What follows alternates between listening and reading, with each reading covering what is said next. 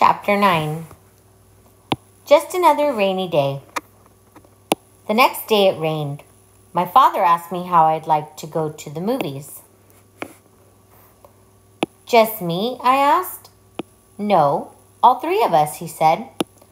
Fudge is very young to go, I said. Don't you think so?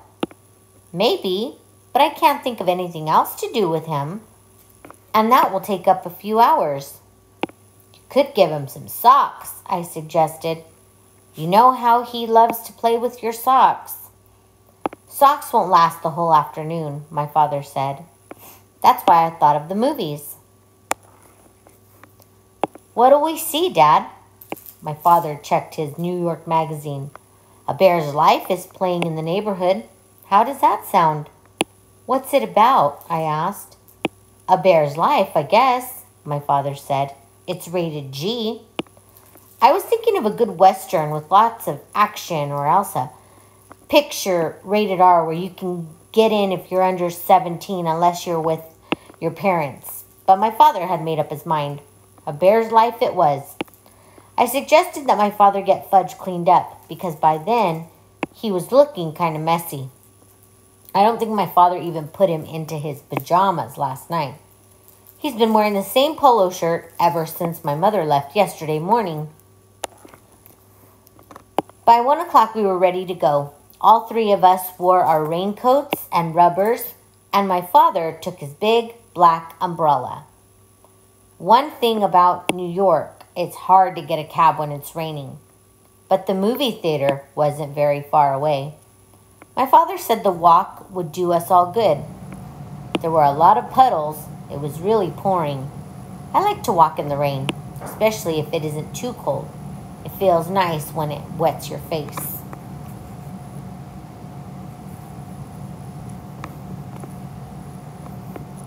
I jumped over the puddles. My father avoided them too. But not Fudge. He jumped right into every one and splashed around like a little duck. By the time we got to the movie theater, the bottoms of his pants were soaked. My father took him into the men's room.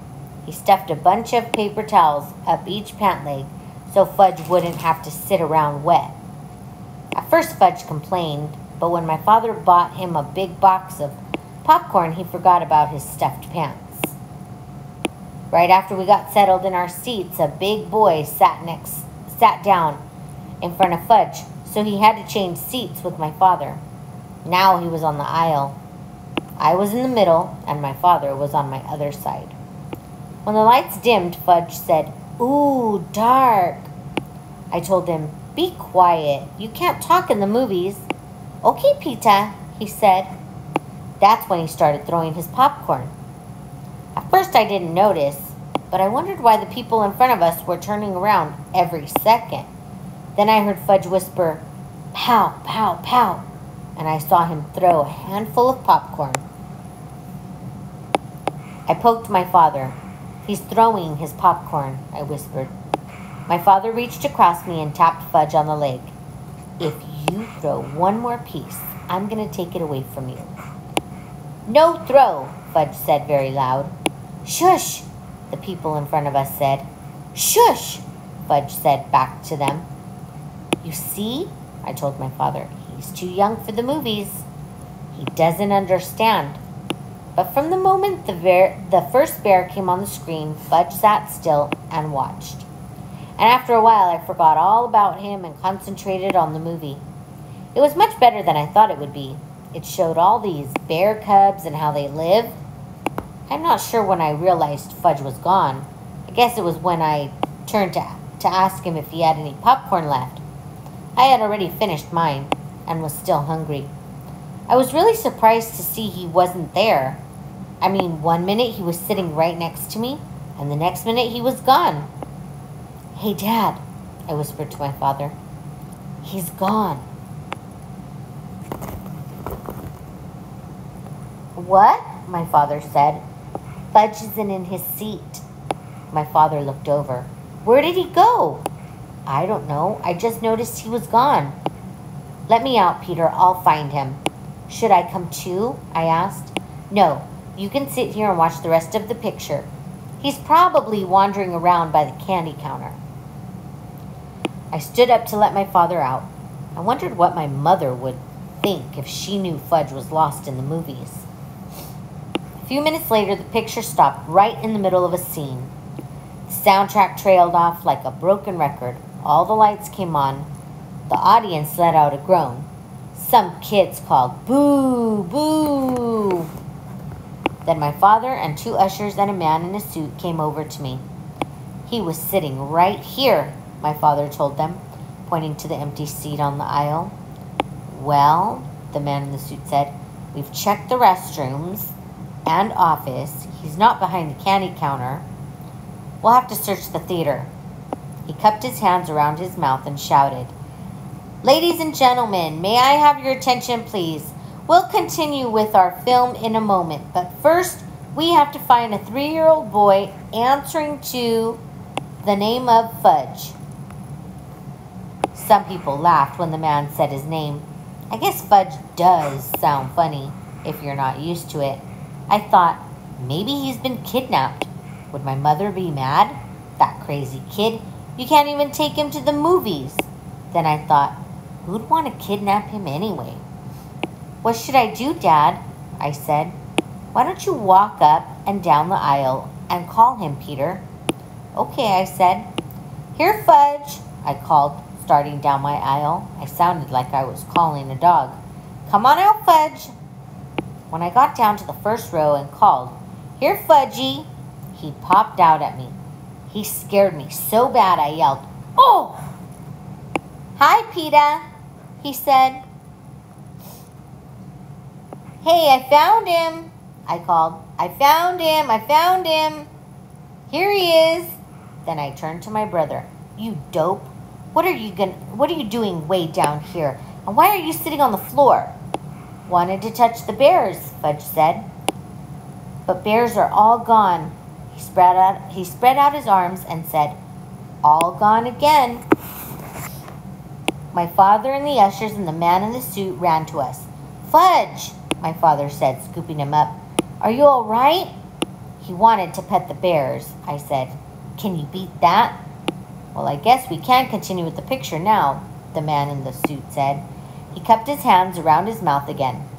"Thank you, ladies and gentlemen. Our young man has been found safe and sound. Now we return to the conclusion of A Bear's Life." My father carried Fudge back to our seats. He held him on his lap for the rest of the show. I guess he wasn't taking any more chances.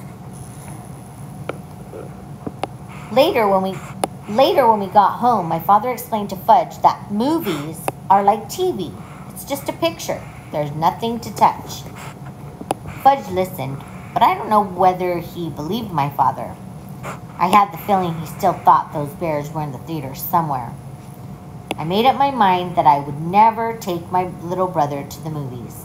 Never. At least not until he was 9 or 10. My father said he was going to cook us something special for dinner to celebrate finding Fudge in the movies. I thought that was really strange, because as far as I know, my father can't cook anything. He doesn't even know where my mother keeps the peanut butter, the dishes, or the pots and pans. Lucky for him, I was there to show him. "What are you going to cook, Dad?" "A super duper omelet," he said. "Omelet? I'm not sure me and Fudge like omelets."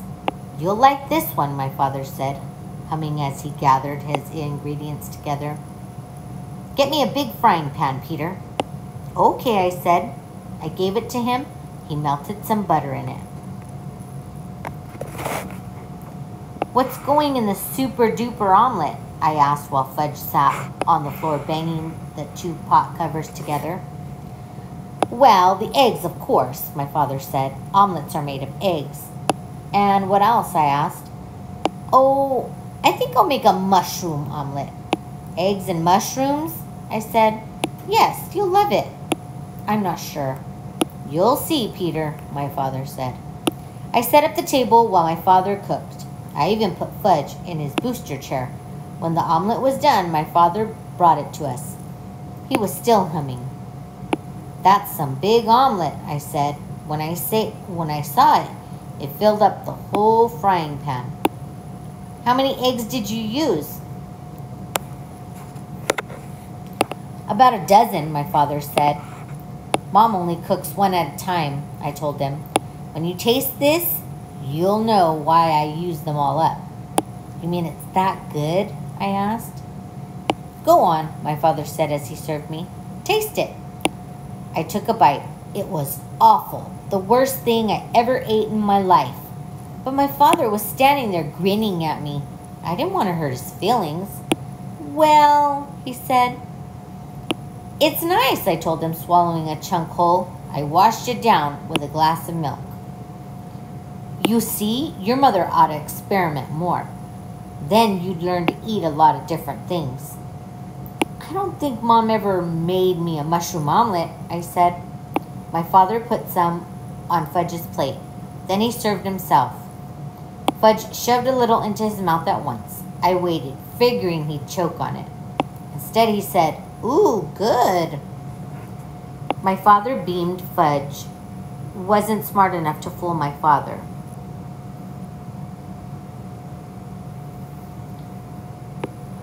So he must have really liked it. But a kid that can eat flowers and swallow teeth wouldn't know much about omelets anyways. Then my father sat down and tasted his super duper concoction. He's not only choked on it, he spit it out. Oh no, he said, this is awful. Something went wrong. Maybe the eggs are rotten. Mom just bought them on Thursday. I said. Maybe it's the mushrooms then, my father said. Maybe it's how you cooked it, I suggested. My father jumped up from the table and threw the mushroom omelet into the garbage. Fudge started to cry. Want more? More? No, my father told him. It wasn't any good. Fudge screamed, Eat it or wear it! Eat it or wear it! He flung his spoon across the room. It hit my mother's favorite plant. The dirt spilled all over the kitchen. Now you stop that, my father yelled at Fudge. I'm going to make us nice peanut butter sandwiches. Then you're going to have a bath. Your mommy's coming home by tomorrow, and we're going to show her how well Daddy managed all by himself, Peter. Where does your mother hide the peanut butter? After supper, my father bathed Fudge. The only thing he decided not to do were the dishes. He stacked them in the sink and left them for my mother. On Sunday afternoon, we drove out to the airport to meet my mother's plane.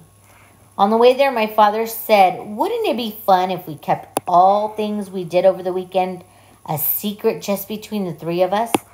Kind of a man's secret. I agreed. I agreed not to say a word, and my mother was so glad to see us, she didn't even mention the dirty dishes in the sink. 6 weeks later, we were watching TV one night when the new Toddle Bite commercial came on. That's me, Fudge said. My mother looked up from the book she was reading. He does look like you, Fudge, but that's not really you. Oh, yes, Fudge said. That's me. See? My mother squinted and looked harder. You know, Warren, she told my father, he really does look like Fudge. Then she laughed. Imagine another little boy like Fudgy. It's Fudge, all right, I said. It's Fudge, all right, my brother repeated. We didn't tell you, dear, my father said. We thought you'd like to be surprised. But that is Fudge. What? My mother said, like she couldn't believe it. You see, Mom, I began. Remember that weekend you went to visit Aunt Linda? Then I stopped and thought about all the things my mother didn't know. Like the puddles Fudge splashed in and the paper towels up his pants. And how he wanted to touch the bears and the mushroom omelet and Mr. Vincent and his big cigar and Janet and her goldfish crackers. And I looked at my father and I started to laugh. So did he.